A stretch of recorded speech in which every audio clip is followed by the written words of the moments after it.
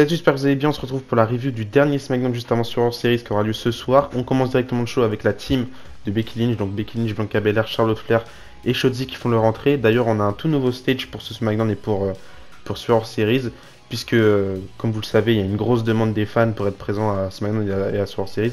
Donc la WWE a dû réduire un petit peu le stage et pas faire un stage bien plus grand. Comme ça, on laisse l'opportunité à plus de fans d'être présents. Et personnellement, j'adore ce stage-là. Je trouve qu'il est bien plus beau. Même si c'est bien plus simple et qu'il y a juste un petit écran et des écrans sur le côté, je trouve que c'est bien plus beau et ça rend ça rend les entrées bien plus belles qu'avec un écran géant que je trouve vraiment pas incroyable personnellement. Donc on a la team des Faces qui font leur entrée, elles arrivent dans le ring, on a Becky Lynch qui va prendre la parole et elle va s'expliquer sur son choix d'avoir accepté du coup de faire partie de cette team là, sachant que elle est avec Charlotte Flair et on sait très bien que Charlotte Flair et elle s'entendent pas. J'avais peur la semaine dernière et je vous l'avais dit que dans cette histoire, j'avais peur que la WWE ne fasse pas allusion aux tensions qu'il y a entre Charlotte Flair et Becky Lynch qui sont réelles et qui sont aussi à l'écran depuis quelques années. Finalement, c'est réglé puisque Becky Lynch, Charlotte Flair, on voit qu'il y a vraiment encore des tensions entre elles, mais elles vont devoir se faire cohésion. Et Becky Lynch, elle répond simplement que pour détruire Damage Control, elle a accepté directement. À ce moment-là, on a Bayley qui va débarquer. Bayley aussi, elle va pointer ça du doigt, les tensions entre Charlotte Flair et Becky Lynch. Elle dit: c'est bizarre que vous ayez choisi Becky Lynch en tant que cinquième membre, parce que là, c'est War Games, il faut de la cohésion dans votre groupe. Et Charlotte Flair et Becky Lynch en cohésion, c'est pas top, donc je comprends pas trop votre choix. Charlotte Flair, elle va pointer du doigt le fait que Bayley soit venue toute seule et qu'elle n'est pas accompagnée de Damage Control, et je trouve que c'est vraiment une très belle construction de la part de la WWE de nous montrer que Bayley elle est un petit peu à l'écart de Damage Control, que d'un côté t'as tout le monde, même Dakota Kai qui sont du côté de Asuka, Io Sky et Kairi Sane, et de l'autre côté t'as Bayley qui est un petit peu toute seule, et j'ai vraiment l'impression que c'est qu'une question de temps avant que Bayley se fasse dégager tout simplement de Damage Control. J'ai hâte de voir et je pense qu'il y a vraiment pas mal de choses exceptionnelles qui peuvent être écrites avec cette histoire là. Je pense que le face turn de Bayley ça va faire du bien, que ce soit la division féminine ou à Bayley tout simplement, donc j'ai juste hâte d'être à ce moment-là, et ça pourrait peut-être même commencer directement des Wargames. D'ailleurs, pour ceux qui ont vu sur la story Instagram de Bayley, hier soir je crois, elle avait posté une story où elle disait qu'elle avait toujours un plan, et on voit une photo de Sasha Banks. Bon, c'est peut-être pour troller, mais on sait jamais, peut-être que Sasha Banks, elle serait sur le retour, j'y crois pas personnellement, mais ça reste une possibilité, tout est possible quand même. Donc voilà, et on remarque aussi les chants CM Punk tout au long du segment, tout au long du show même si vers le milieu il n'y a pas trop de chants CM Punk, vers la fin ça revient. Je pense que ce sera surtout ce soir à Survivor Series que là ça va crier fort. C'est un petit peu mixé puisque on a des chants CM Punk, mais à côté de ça on a des huées, les gens sont pas trop contents qu'on chante CM Punk. Donc on verra bien. J'imagine que c'est un petit peu compliqué pour la WWE de gérer les chants CM Punk. Après si CM Punk fait bien son retour, c'est pas très compliqué à gérer, tu peux laisser les chants et il n'y a pas de problème. Mais si par contre il vient pas et que la WWE essaye de camoufler ça, ça peut être compliqué, ça peut être surtout chiant pour les fans qui regardent à la maison, puisque avoir des fausses foules, c'est un peu chiant à entendre, et je vous l'avais déjà dit, et je pense qu'on partage tous le même avis. Avoir du son coupé pendant que le public réagit, c'est pas très chouette, et c'est un petit peu robotique, et j'aime pas du tout personnellement. Ensuite, on a Judgment Day qui vont défendre leur titre par équipe face aux Street Profits qui avait remporté une opportunité la semaine dernière. Le match m'intéressait parce que je me disais comment ils vont faire pour faire un finish. Je sais que la WWE ils aiment bien les faux finishes bizarres, pas très clean ou truc dans le genre pour protéger un maximum de catcheurs et pas donner des victoires aux catcheurs qui veulent protéger. Donc là je me disais les Street Profits qui sont en pleine construction, à côté de ça t'as Judgment Day qui sont protégés. Ça va être compliqué de trouver un finish pour la WWE.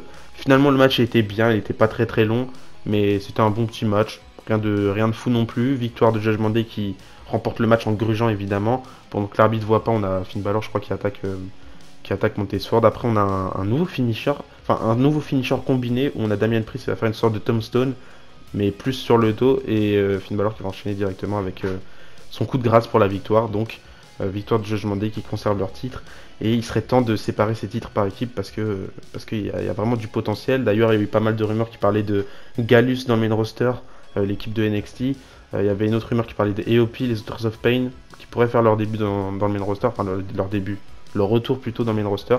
À voir, je pense qu'on a une bonne division par équipe à la WWE, et il faudrait vite faire quelque chose avec ça pour juste exploiter cette belle division par équipe qu'ils ont réussi à construire plus ou moins, parce qu'il n'y a pas trop de construction non plus, mais il faut l'exploiter un maximum je pense.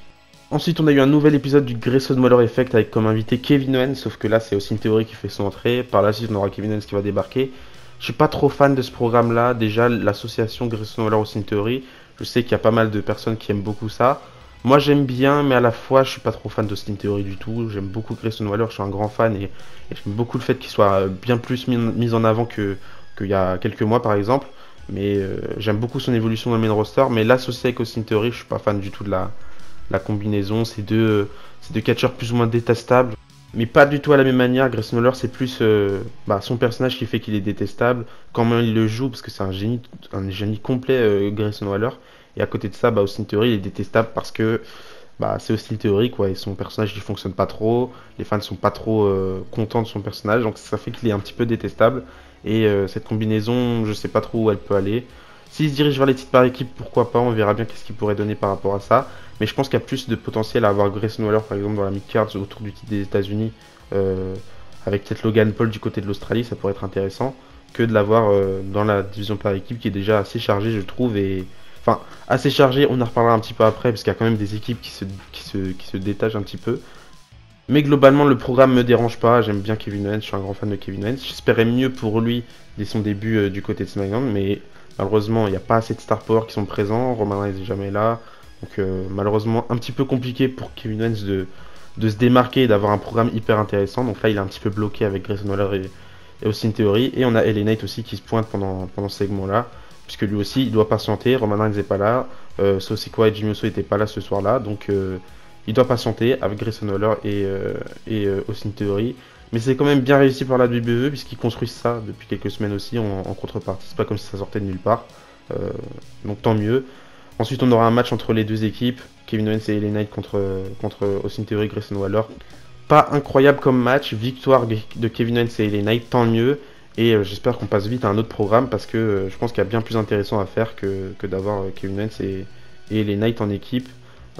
Et se frotter à Grayson Waller et Austin Theory. Ensuite, on a Carlito qui vient pour s'exprimer, il arrive dans le ring directement et il nous dit que demain il aura son premier match en pay-per-view depuis presque 13 ans maintenant à la WWE, mais il pense pas à ça, il pense surtout à Rey Mysterio qui est blessé et il a envie de mettre la main sur la personne qui a mis tout simplement Rey Mysterio dans cet état, Santos Escobar. Santos Escobar va débarquer, il va dire que tout ça c'est de la faute de Carlito. Si Rey Mysterio est blessé et qu'il reviendra pas, c'est juste de la faute de Carlito. Lui, Santos Escobar, il fait partie de la LWO, alors que Carlito, lui, pas du tout. Il a même pas le tatouage de LWO, il a même pas les couleurs de LWO. C'est juste tout ça à cause de Carlito. Donc là, il y aura une grosse bagarre qui va débarquer qui va commencer entre Santos Escobar et Carlito, jusqu'au moment où tous les officiels vont débarquer pour les séparer. Sauf que là, Santos Escobar, il va faire le tour, il va monter sur la barricade et il va mettre un gros coup de genou derrière Carlito. Ça va même continuer en backstage. Santos Escobar qui va continuer d'attaquer Carlito en backstage, jusqu'au moment où on aura Dragon Lee qui sera là pour faire le save, entre guillemets. Il va attaquer Santos Escobar. Plus tard dans la soirée, on aura Nick Aldis qui va venir près de Kayla Braxton donner des nouvelles de Carlito puisqu'il est salement blessé et malheureusement il sait pas vraiment la gravité de cette blessure là, mais il sait tout simplement qu'il pourra pas catcher demain, il pourra pas être dans ce match là, donc malheureusement il va devoir supprimer le match. Sauf qu'on a Dragon Lee qui va venir près de Nick Aldis et il va lui dire tout simplement s'il te plaît ne supprime pas le match, c'est mon opportunité, j'ai envie de rendre gloire à Rey Mysterio entre guillemets, c'est ma chance maintenant, donne-moi le match. Donc Nick Aldis va tout simplement lui donner le match et ça me fait extrêmement plaisir que Dragon Lee va avoir cette opportunité là de catcher dans ce premier pay-per-view dans le main roster sur Hors Series. C'est juste incroyable pour lui. J'étais déjà hypé par le match Carlito contre Santos Escobar, mais là je suis d'autant plus hypé. Dragon Lee contre Santos Escobar, c'est officiel, ça va être un match de fou tout simplement, ça va peut-être même être le match de la soirée. Deux catcheurs excellents et vraiment c'est une belle chance pour Dragon Lee qui va pouvoir briller devant les yeux de tout le monde à Chicago avec une grosse foule. J'ai juste hâte d'y être, hâte de voir ce match là et en espérant avoir un gros match, mais de toute façon ça risque d'être excellent et c'est juste ouf. Enfin, je trouve que la WWE ils travaillent très bien avec Dragon Lee, ils font les choses correctement, ils font les choses petit à petit mais pas trop. Ils pourraient tout simplement continuer de lui donner des matchs en weekly comme il se passe depuis quelques semaines, mais là il l'implique dans un truc plus intéressant, il l'applique dans une histoire qui prend plus d'ampleur pour le mettre en pay-per-view. Et même ça peut être triste pour Carlito qui soit remplacé, je trouve que c'est un remplacement logique et bien plus intéressant. Je pense que Dragon Lee fera plus l'affaire que Carlito dans ce genre de match et juste hâte de voir ça. Avant-dernier match de la soirée, on aura les Brawling Brutes qui vont affronter les Pretty Deadly. J'étais pas du tout hypé par ce match-là, même si j'aime beaucoup les deux équipes. Je suis pas trop fan des Brawling Brutes, mais je trouve qu'il y a quand même quelque chose à faire. Mais par contre, ça continue depuis la semaine dernière. On a des petites tensions dans les Brawling Brutes. Pas réellement des tensions, mais la semaine dernière, on a Ridgeland qui était énervé contre Butch. Et là, pendant qu'ils ont fait leur entrée, on avait Ridgeland qui était tout devant. Il n'a pas adressé un mot à Butch. Ils ont fait leur entrée séparément, limite. C'était limite séparé leur entrée. Et le match, pendant le match, on a Pete Dunne, enfin Butch du coup, qui a fait tout le match. Pendant que Ridgeland, vers la moitié du match, il a commencé à se barrer tout simplement. Il a laissé Butch tout seul. Ça sent la fin des Brawling Brutes, même si je pense pas en vrai. La BV, ils aiment bien utiliser des séparations entre les groupes. Pour au final rien du tout. Mais ça peut être intéressant, comme je l'ai dit la semaine dernière. Ce qui est plus intéressant de tout ça, c'est tout simplement Pete Dunne.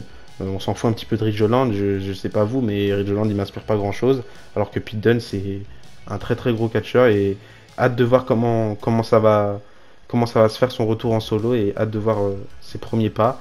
Il continue le match tout seul du coup, il s'en sort plutôt bien jusqu'au moment où on a Kit Wilson je crois, ou c'est je sais plus, un des deux dans tous les cas, qui arrive pour faire un roll-up, victoire des Pretty Deadly, heureusement en vrai, qui leur donne la victoire parce qu'imagine les Pretty Deadly qui perdent en 2 contre 1, ça aurait été un petit peu ridicule. Mais c'est quand même ouf comment la WWE ils arrivent à rajouter quelque chose d'intéressant dans un truc qui est pas du tout intéressant depuis le départ. On ressent quand même que les Brawling Brutes depuis un certain temps ça tourne en rond et il n'y a pas vraiment d'ambition dans cette équipe là. Et là en une fraction de seconde, en même pas 2 semaines, ils ont rendu le truc intéressant et j'ai hâte personnellement de voir comment ça va se faire et hâte de voir qu'est-ce qu'ils vont pouvoir nous réserver avec Pete Dunne et Ridgeland parce que je pense qu'il y a un truc aussi à faire avec Ridgeland malgré tout. Donc voilà. Et enfin on termine avec le main event, on a Bayley et Asuka qui affrontent Charlotte Flair et Becky Lynch. On va voir si Charlotte Flair et Becky Lynch arrivent à coexister. Je sais jamais comment traduire ça en français. Mais on va voir si elles arrivent à s'entendre dans ce match-là.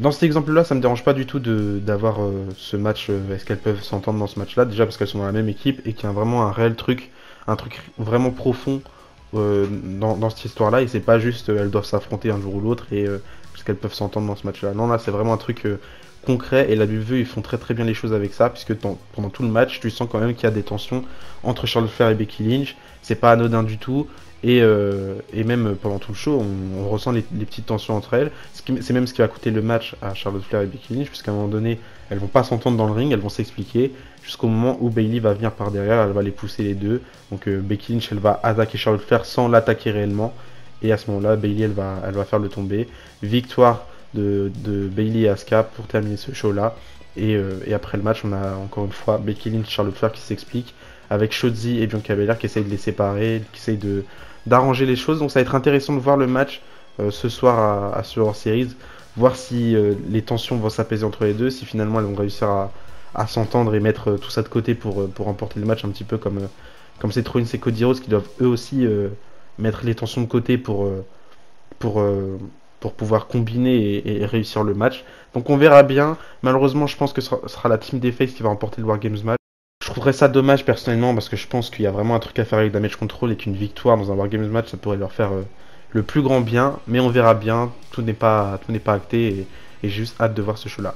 Donc voilà, c'est comme ça que se termine ce show. Un show assez léger en vrai pour terminer la semaine juste avant Survivor Series. Mais je trouve que le show était quand même très très bien. Ce qui m'a le plus intéressé personnellement, c'est cette histoire-là avec Santos Escobar et Dragon Lee. Mais le show était vraiment très très bien et on a eu plein de bonnes choses intéressantes. Pas que des trucs construits pour le Wargames match, il y a vraiment des trucs construits pour la semaine d'après. Ça va être hyper intéressant. Profitez du show ce soir. Moi personnellement, je pense pas que je vais regarder en direct, mais en tout cas, ma review elle sortira du coup dimanche, demain logiquement, si je dis pas de bêtises. Ça devrait sortir le plus tôt possible. Mais du coup voilà, comme d'habitude, donnez-moi votre avis dans les commentaires par rapport à ce show. Et d'ici à la prochaine, n'oubliez pas, tant que catch l'espoir. Bisous bisous.